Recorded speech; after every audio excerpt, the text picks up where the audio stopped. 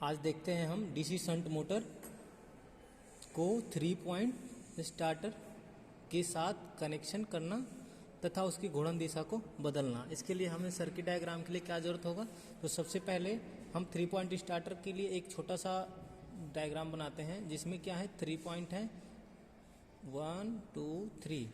Point 1 है L plus के नाम से जानते हैं, पॉइंट 2 को A आर्मेचर से कनेक्ट करते हैं और पॉइंट 3 जो है F फील्ड के साथ कनेक्ट करते हैं। यहाँ तक समझ में आ गया। ये क्या है, स्टार्टर है। स्टार्टर कौन सा, 3 पॉइंट स्टार्टर। ये डीसी शंट मोटर को चलाने के काम में आता है। ठीक है, अब शंट मोटर में टर्मिनल होते हैं 4। ये शंट मोटर के टर्मिनल मैंने बना दिया 4। 2 होते हैं आर्मेचर के और 2 होते हैं फील्ड के। तो ये है आर्मेचर A1 और ये है आर्मेचर A2। यहाँ पे क्या है F1 और F2। ठीक है, वैसे इसका नाम फील्ड वाइंडिंग है, लेकिन इसके अगर एग्जाम में पूछा जाए तो वहाँ पे दर्शाते हैं E1 E2 से। क्या दर्शाते हैं, E1 E2 के नाम से इनके टर्मिनल को बताते हैं।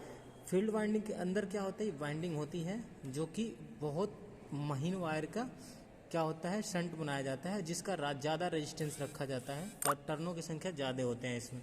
ठीक है, आर्मेचर में आर्मेचर बने होते हैं इस तरीके से। आर्मेचर के 2 टर्मिनल होते हैं। इसके मोटर के अंदर का कंस्ट्रक्शन है। उसके बाद वहाँ पे आपको 4 टर्मिनल मिल जाएंगे, A1 A2 F1 और F2। अब इसके साथ हम सप्लाई से कनेक्ट करने के लिए क्या करेंगे, मेन सप्लाई जो पॉजिटिव L सप्लाई और निगेटिव L सप्लाई आती है, तो पॉजिटिव L सप्लाई को लेने के बाद हम स्टार्टर के L पॉजिटिव से कनेक्ट करेंगे।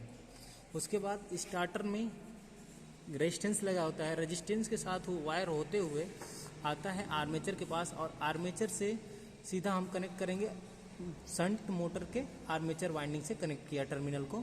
और दूसरा फील्ड वायर को क्या करेंगे, फील्ड को निकालेंगे, फील्ड को फील्ड के साथ कनेक्ट कर देंगे, फील्ड बाइंडिंग के साथ कनेक्ट करेंगे। और नीचे 2 टर्मिनल 2 बचे होते हैं, दोनों के एक शॉर्ट करके और निगेटिव L सप्लाई के साथ जोड़ देते हैं, निगेटिव L सप्लाई के साथ जोड़ते हैं।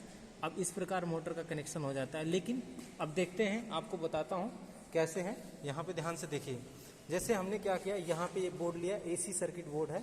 इससे हमने ये रेक्टिफायर की मदद से DC में चेंज किया, ब्रिज रेक्टिफायर बनाया है, DC में चेंज किया। DC में चेंज करने के बाद तो स्टार्टर के L पॉजिटिव सिरा पे हमने कनेक्शन किया और वहाँ से आर्मेचर का सिरा, ये ब्लैक वायर है जो आर्मेचर का सिरा मोटर के आर्मेचर रेड वाले वायर के साथ कनेक्ट कर दिया। और उसी प्रकार सेम फील्ड के सिरे को क्या कर दिया, फील्ड वाइंडिंग के साथ कनेक्ट कर दिया। कनेक्ट करने के बाद अब हम इसे देते हैं सप्लाई। जैसे सप्लाई यहाँ पे दे दिया, सप्लाई ऑन कर दिया। ऑन करने के बाद ये स्टार्टर के टर्मिनल को हम ऑन करेंगे और मोटर रन करना स्टार्ट कर जाएगी। जैसे हम ऑन करेंगे, मोटर क्या हो, ये स्विच ऑन कर दिया हमने और मोटर रन करना स्टार्ट कर दी। मोटर क्या है इस टाइम में रन करने लगी, डीसी शंट मोटर का रन करने लगी। अब इस तरीके से रन करेगी और जैसी सप्लाई को हम हटाएंगे तो क्या करेगा, ये जो हैंडल है वापस आ जाएगी। जैसे सप्लाई को हटाया, हैंडल क्या आएगी, वापस आ गई। अब इस टाइम में शंट मोटर बंद है। जब यहाँ पे हम क्या करेंगे, अब फील्ड को हम यहाँ पे फील्ड के टर्मिनल को आपस में चेंज करेंगे, डायरेक्शन इसमें धारा का चेंज करेंगे तो इसकी रोटेशन क्या हो जाएगी, चेंज हो जाएगी, विपरीत दिशा में घूमने लगेगा। तो देखो यहीं तक आपका भी प्रैक्टिकल था, जिसे हम क्या था, शंट मोटर के साथ 3 पॉइंट स्टार्टर को कनेक्ट किया। ये सर्किट डायग्राम है, आप लोगों ने देख लिया इसको। ठीक है, ऐसे ही प्रैक्टिकल करो।